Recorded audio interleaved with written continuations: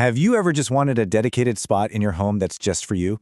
You know, a place for peace, for reflection, or just to connect with something deeper? Well, today that's exactly what we're going to explore. How to create a personal home altar, a sacred space that is completely and totally your own. At its heart, creating an altar is this timeless, deeply human practice. It's really about carving out a tiny corner of your world that acts like a bridge, a meeting place between our crazy, busy everyday lives and those deeper, more eternal parts of ourselves. It sounds like a beautiful idea, right? But I totally get it. It can also feel a little intimidating. Like, where do you even begin? What are you supposed to put on it? Don't worry, we're going to break it all down, step by step. First off, it's really important to know that you're tapping into something truly ancient. This isn't some new trend. It's a practice that has super deep historical roots, connecting us to countless cultures all across time. So, what are we actually talking about here? At its most basic, an altar is just a dedicated surface for your spiritual practice. The word itself even comes from the Latin altare, which might have meant a burning place. A spot for offerings and transformation. Kinda cool, right? And you can see right here just how universal this practice really is. I mean, from these simple offering tables in ancient Egypt to the piled stone altars of Norse paganism, people have always created these focal points for devotion. And today, that very same tradition continues, not just in giant cathedrals, but right there in the quiet corners of our own homes. Okay, so that brings us to the big question. What's the point? Why have people throughout all of history felt this deep need to create these kinds of spaces? The best way to think about an altar is as your own personal spiritual anchor. In a world that is full of digital noise and just constant distractions, it's a physical focal point that cuts right through all that chaos. It's a space that reminds you of your intentions, and it becomes this source of calm, positive energy right in your home, whether you use it for deep meditation or just for a single quiet breath. So if altars are found pretty much everywhere, do they share any common features? Oh, absolutely. Let's take a look at the universal language of altars and see how all these different traditions express really similar core ideas. And this table just illustrates it brilliantly. It's like a shared spiritual grammar. So a Buddhist altar might have a statue of the Buddha as its focus, while a Christian one has a cross.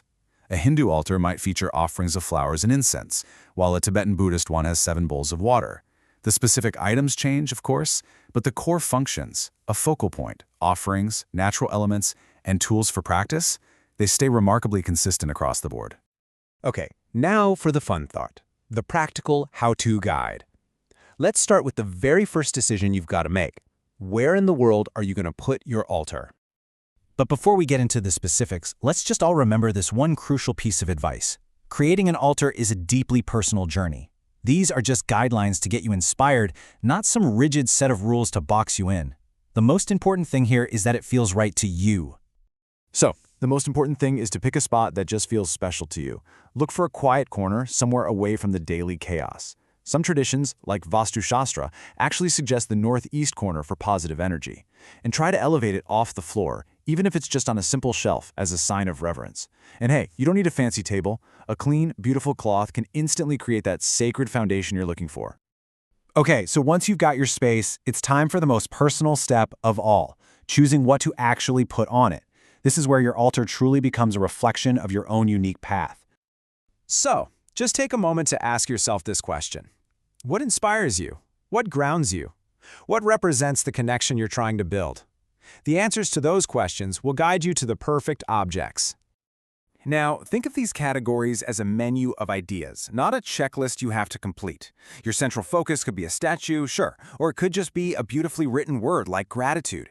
Many traditions bring in the 4 elements, a crystal for earth, incense for air, a candle for fire, and a small bowl of water for water, and definitely add personal items that hold meaning for you.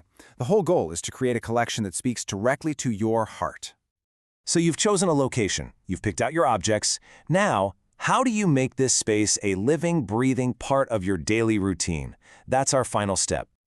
You've got to remember, your altar isn't a museum display, it's a living, interactive space. The very act of keeping it clean is a mindfulness practice in itself. Refreshing offerings like changing the water every day keeps the energy feeling fresh and alive. But the most important part? It's engaging with it. Just lighting a candle or taking a single conscious breath in front of it each day is what truly activates its power. That's what transforms it from just a collection of objects into a dynamic part of your life. Ultimately, your altar is a mirror. It's a physical space you create to reflect and honor what's really inside you, your values, your hopes, your connections. So I'll leave you with this thought to carry forward. What matters most to you, and how might you create a small, beautiful space to honor that in your own life?